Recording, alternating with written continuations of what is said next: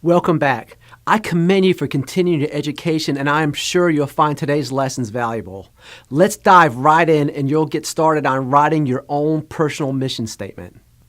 Let's start by providing you a sample mission statement to review. I want to let you know in the sample one it's missing a key element. I want you to read it though. Now, on your mission statement, I want it to include several things. I want it to include the target audience you want to focus on right now. I want it to include a time frame. When are you committed to achieve that goal in a very specific goal? And I also want it to have that emotional hook. I'm going to read this one to you. Again, there's something missing here. This one was done for a college planner. He obviously has business objectives integrated with the classroom and his education objectives, which is great for him. For others, you may just be doing this to give back and you may not have those business objectives. That's okay. Even if it's the case, we would like you to include some objectives that will highlight your efforts to sustain the program over the long term. How many students do you want to reach? What is the improvement on their testing? What are those specific objectives you want? Please just look at the mission statement as just a rough idea for you, but I'm going to read through this. Here was his first draft to us. We're on a mission to empower 10,000 families with practical money skills while showing them how they can greatly reduce the cost of college by the end of the year. If you believe in what I'm doing, we will be of service for families in our community. Can you send out an email to your friends that you can think that may benefit from this? And post a message on Facebook and Twitter. That was his answer. Can anybody tell me what is really missing there with those objectives I went through? What is he missing in there? I would say the main thing missing here is that emotional hook. Empowering 10,000 families with practical money skills while helping them reduce the cost of college, that's great, but what is the hook for the families? A lot of families I talk to when we work a lot with college planners and different other people that work with these families, they're worried. They're sick to death wondering how they can afford college for their kids. They get these offers in the mail and they're seeing what it'll cost and they're like, how am I going to afford this? I want my kid to have a higher education, but how am I going to do this?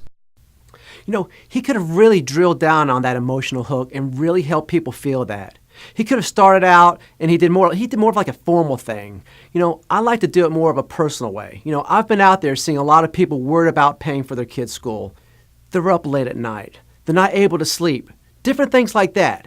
He could bring into this, and I really want to help reach 10,000 families by the end of the year to help them avoid that stress, avoid that worry, so they can feel confident and know that their kid is going to college, that they're getting the education that many of these families never receive, so they can get into a little bit more like that. But I want for you just to take a moment. I want you to write out your own personal mission statement. Again, each one of you is going to be different. You're going to have different goals.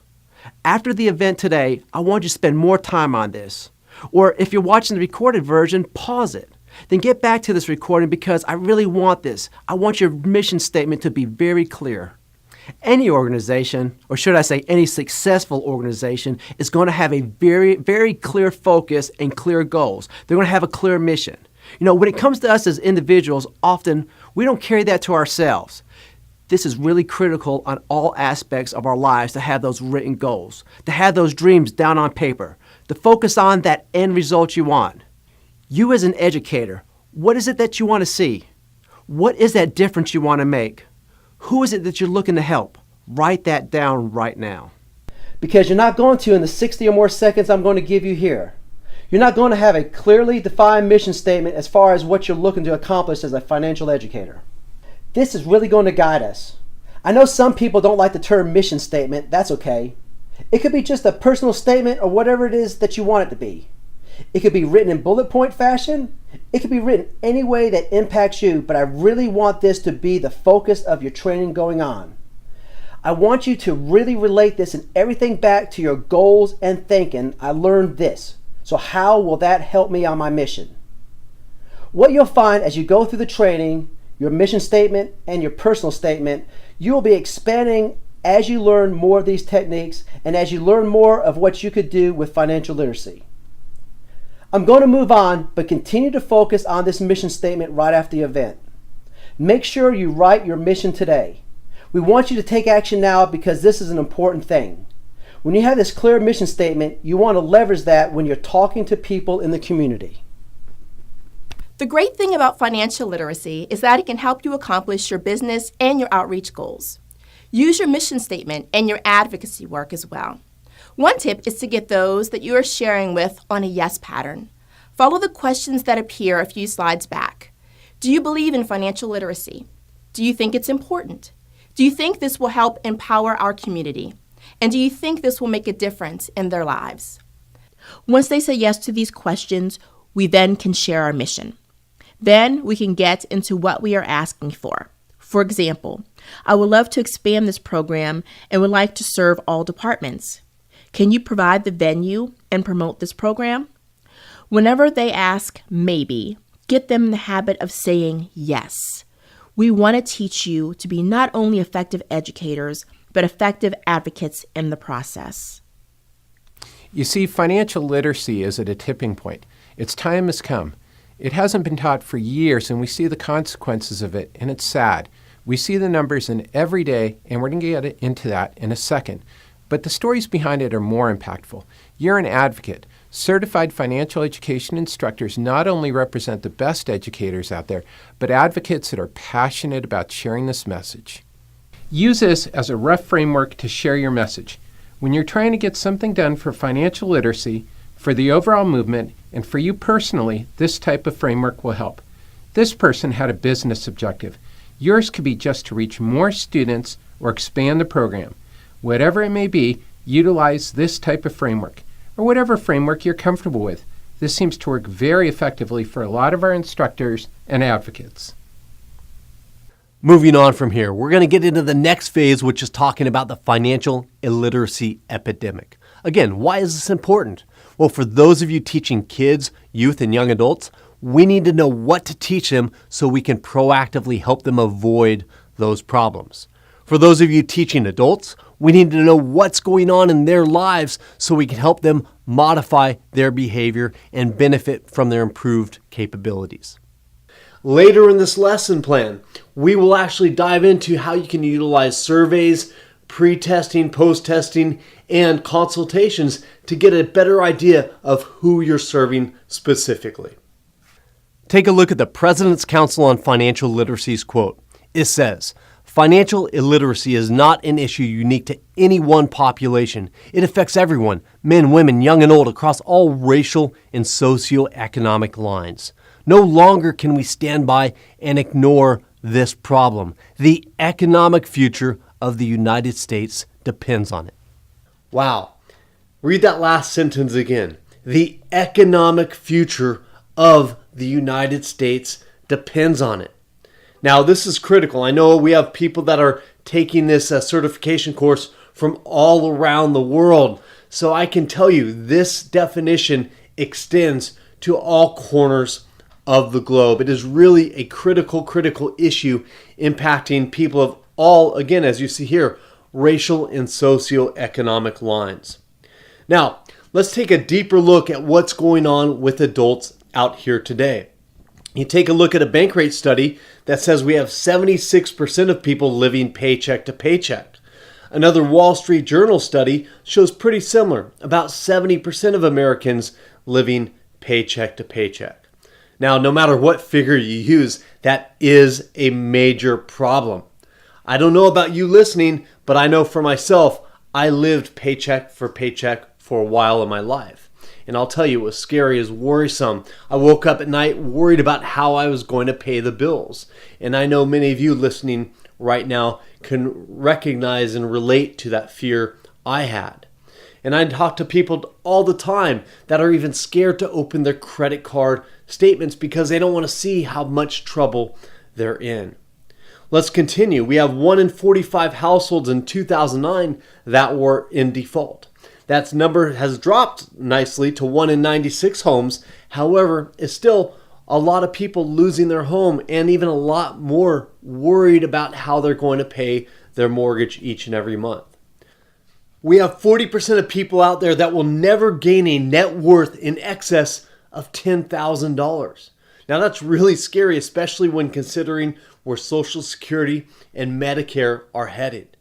We have people going through bankruptcies. We have over 50% of retirees underestimating their life expectancy.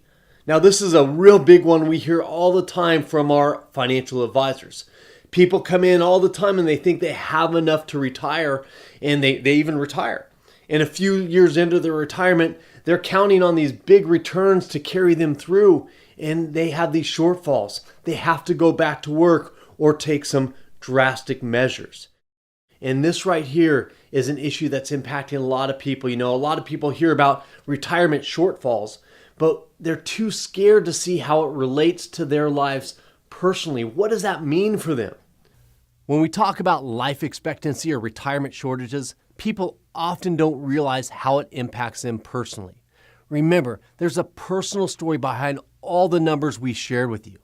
Now, I've talked to a lot of people who retired and had to go back to work. One I ran into here recently when I was buying a shirt and tie.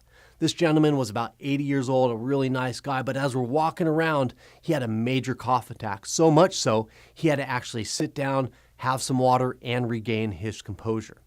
Now, I didn't want this guy driving home, so I offered to give him a ride. I said, "Hey, I'm happy to give you a ride home." And I'll never forget what he said and the look on his face as he said to me, "I can't. I have to work." Now, this guy, 80 years old, and sadly, it looked like he had a foot in the grave already. But he had to work, probably a minimum wage job, maybe earning a little commission. And his reality is he's going to be working until the day he dies, or until they replace him with somebody that's more productive. So again, we talk about these numbers, but there are personal stories behind these numbers, and that's what you're helping us solve. Helping people avoid these problems proactively before their fates will get them into these undesired circumstances. Right here, 11% of workers under 35 participate in their 401k plans. That's a key time. They need to be throwing money in there to take advantage of compounding interest. Now, I'm not advocating any investment there, but what I'm saying is that they need to be saving, investing, and growing their money at that time. We always say to parents and grandparents, quit buying your kids gifts. Put some money in a savings plan for them. If you want, be generous and split that gift up, 50% in savings and 50% on a cheaper toy or something. Quit buying them junk that they won't use when you can help them secure their future. Now, 81% grossly underestimate the time it'd take to pay off a credit card. They have no idea how that works. It's a big thing, especially when they get out on their own. We talk to a lot of parents where they tell us their mailbox, once the kids turn 18, their mailboxes are filled with promotional pieces. Only a quarter of students and 20% of the parents say that they are prepared to deal with the financial challenges that await them after graduation. And another problem is that young people fail at their first customer experience. What that means really is that when you make a mistake, emotions get tied up. You get a little worried, you get a little scared, you freeze up a bit. You don't make the right decisions for you in your life. And then when that happens initially out the gate, you're going to be very scared about making those decisions in the future.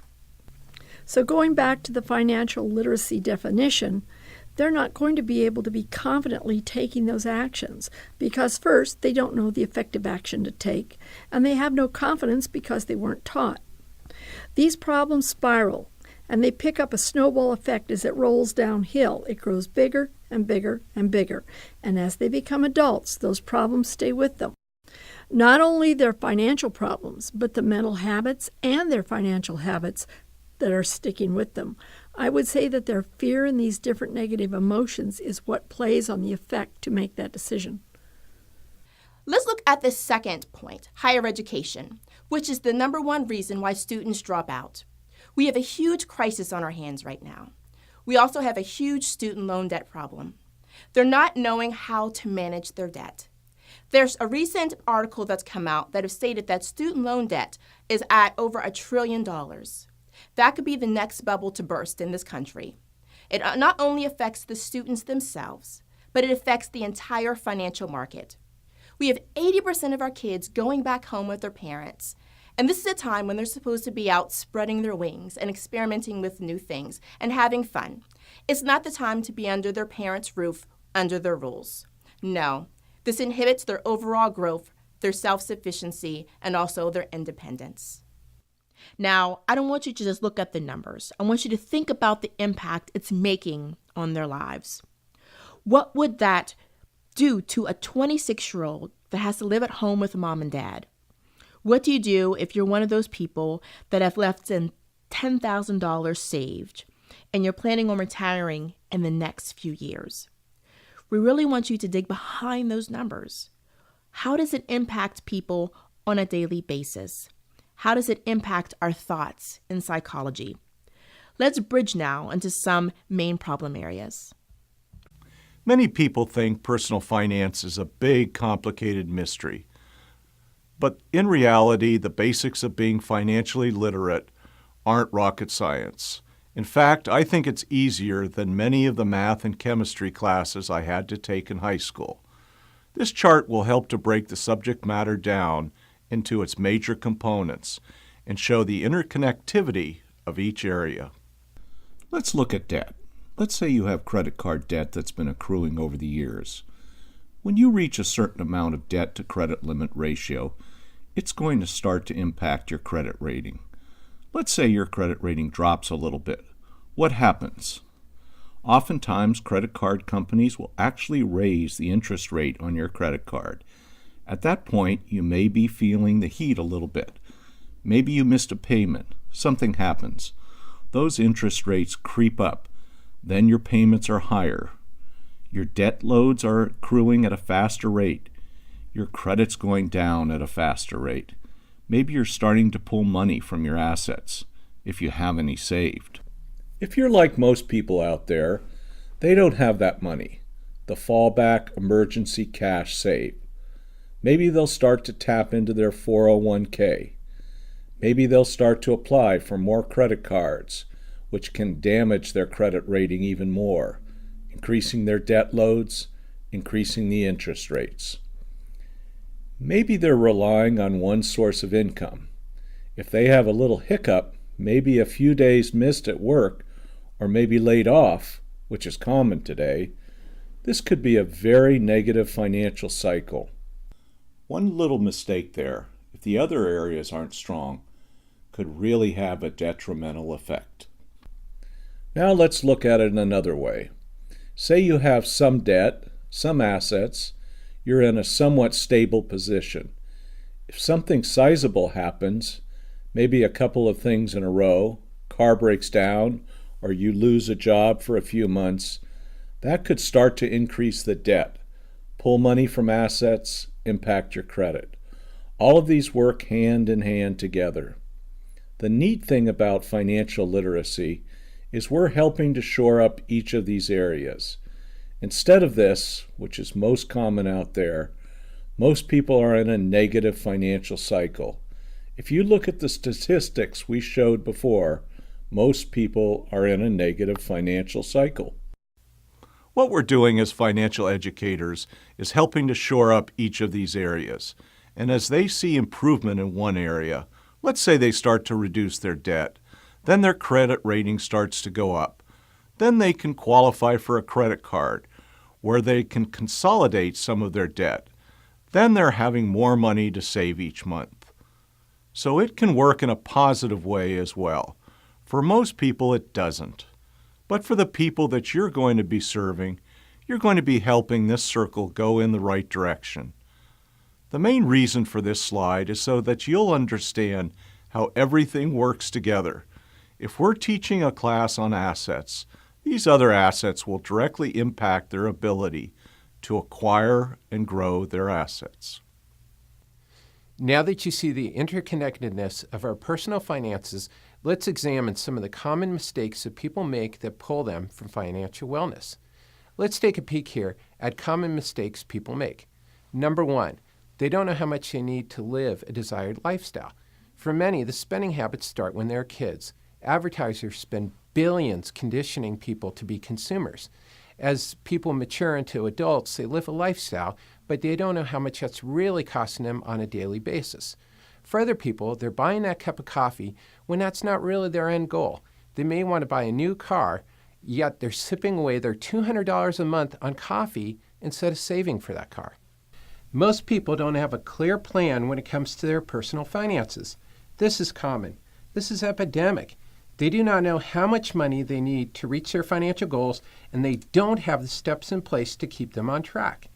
This is a big reason why many people out there today will never be able to fully retire. Some people intentionally don't plan because they do not want to face the harsh truth. They find thinking about their future stressful. As humans, our natural inclination is to move away from pain and towards pleasure.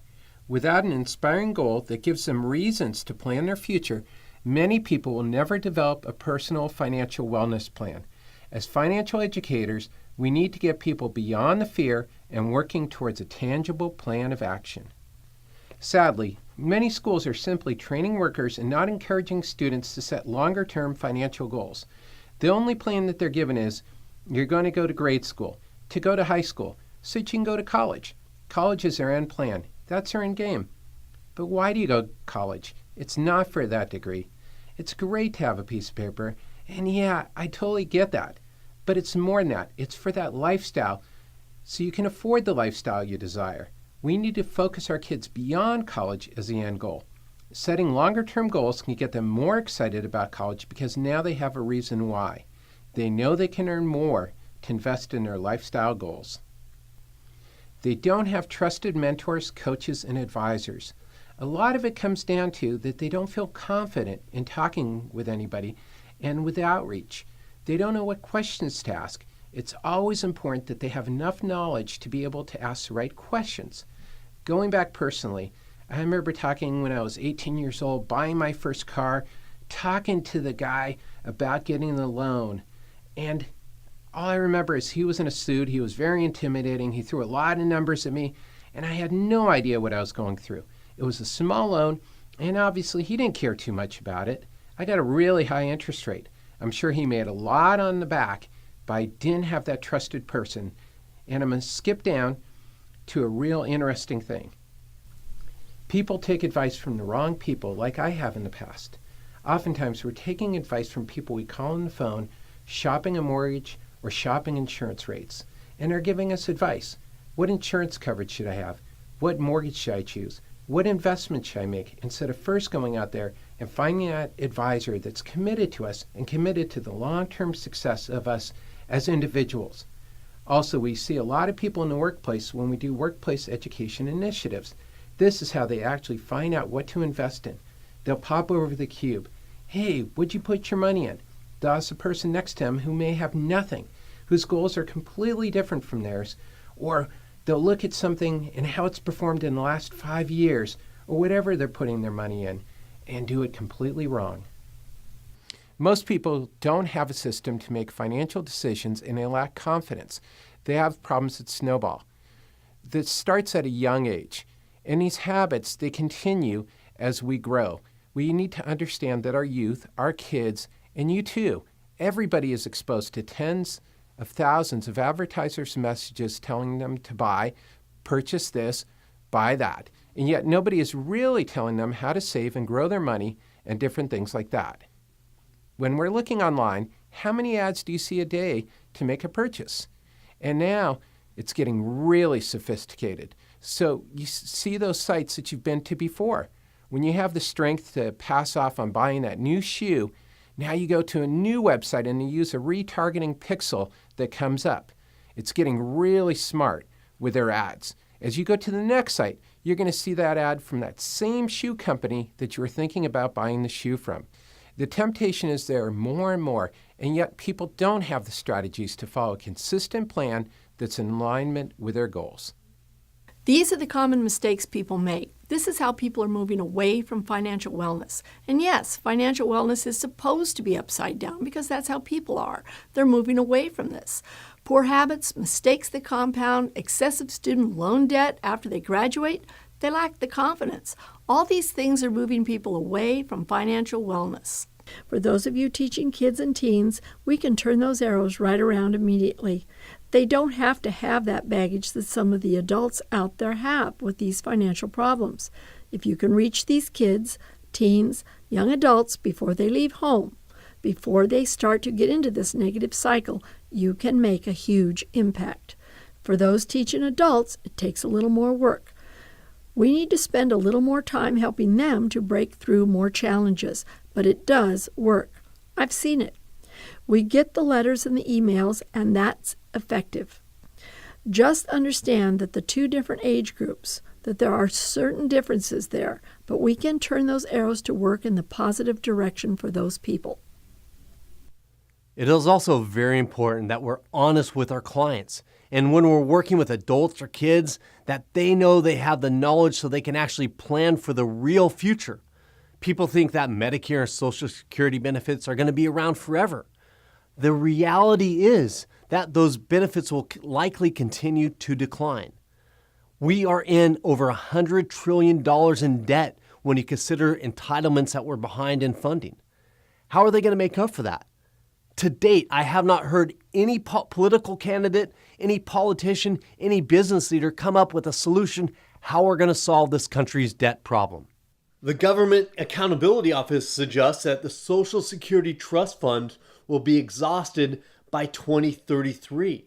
If you look at a 15-year-old today, they're only going to be 37 years old. So the benefits they receive will be significantly less. We have the same problem with Medicare. By 2026, that will be insolvent. That's right around the corner. We need to understand this because as certified financial education instructors, you need to stay up to date with current economic conditions. You need to read about the economy, what's going on out there, and what troubles people are facing. This will help us teach effectively.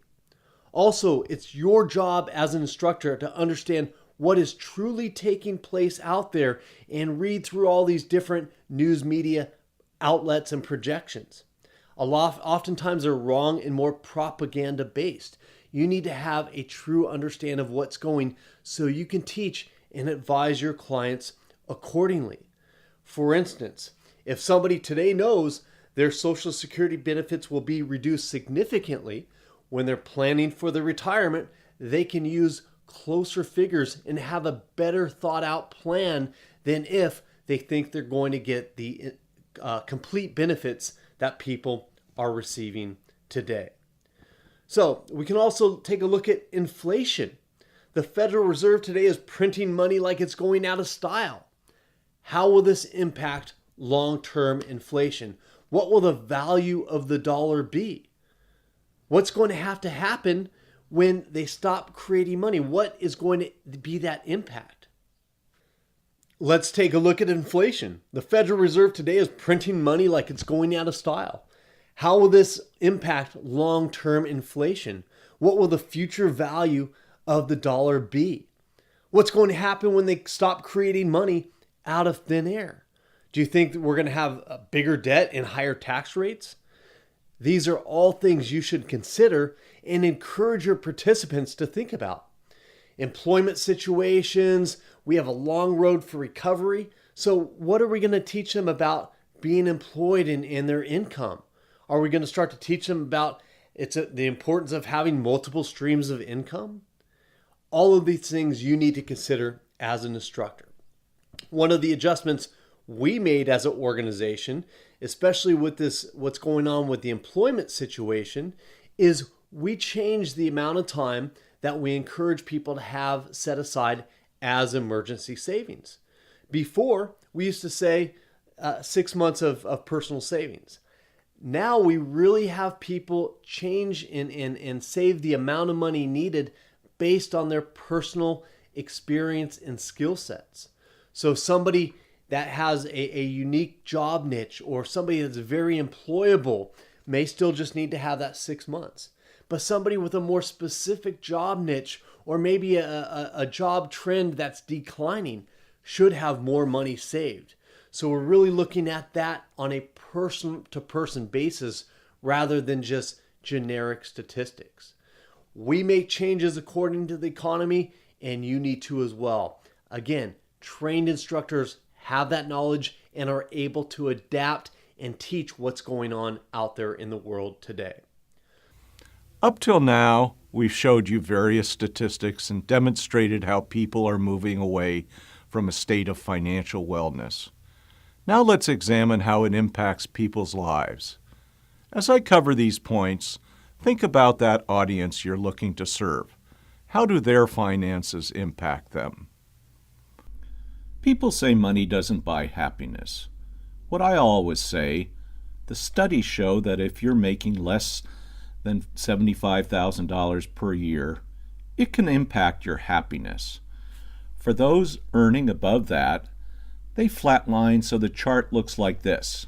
Pretty steep up curve and then levels out quite a bit above $75,000 annually. But for some people that are very into spirituality or Zen, you have that strong mind control. There's people that don't need that to be happy, and that's great. I hope I personally get there one day. It's a work in progress, but I think with most of us understanding that we need to have a certain amount of comfort to be able to have that level of happiness where we're not worried. Money impacts the entire family, even kids. I talk to a lot of kids, and they're very honest when we go in the class. They'll say, "My mom and dad fought about money," or "I can't afford that." They're very honest, and you learn a lot about their family's financial situation when you host events for kids. Productivity. Big thing, especially in the workplace. Productivity goes down a lot when you're stressed and worried. Relationships. Anybody ever fought with a girlfriend, boyfriend, husband, wife about money? I think it's a pretty common thing. Lifestyle, life experience, security, well-being. Somebody mentioned before an inadequacy feeling. The free time. All of these things are important. The health aspect's a big thing. All this stuff adds up. Debt stress is a major thing. This can really even shorten people's lives. I have had friends that have had heart attacks, even at 39. They've had heart attacks because of stress financially in their family life. So it does have big impacts there. We're going to do an activity shortly. You're going to identify those areas that are moving your groups away from financial wellness. What is it that caused them to move away from financial wellness and making the right decisions? I want you to create a storyline that has a lot of emotion into it, like an actual short story. I'm going to share one with you of something that still motivates me to this day, so you get a sense of what I want yours to look like. Include the emotions. Get beyond just the finances. Get beyond the numbers. It's important to remember that behind each of these statistics, there is a personal story. Empathy is one of the biggest things we need to possess as successful financial educators. You need to dive into the psychology of those you're serving, and you'll be able to do so by going through this activity. Spend some time on it. I'm going to move on from here. I want you to spend some time on it. Understand your role as an educator is to learn as much as you can about different groups and different people you are serving. For this activity, create an emotionally charged story that moves you. It could be a real story you heard, like about a client, or it could be something you're creating. So a little creative writing here of what you think that person may be experiencing. Maybe it's a parent that is worried about retiring. They haven't put a dime away for their kids' college and are paying off debt. How do they feel when they lay their head down at night? Think about it. What are they having for breakfast? Are their kids impacted? Maybe they see their parents stressed and are unable to pay attention in class. Are they missing out? Create that storyline of your target client. What I want you to do right now is pause the video. Take time to reflect and relate with your targeted clients. For those of you that aren't sure exactly who your targeted clients are, pick one. It doesn't need to be the one that you're going to work with forever, but pick one for this activity. Then write a short story about their day-to-day lives.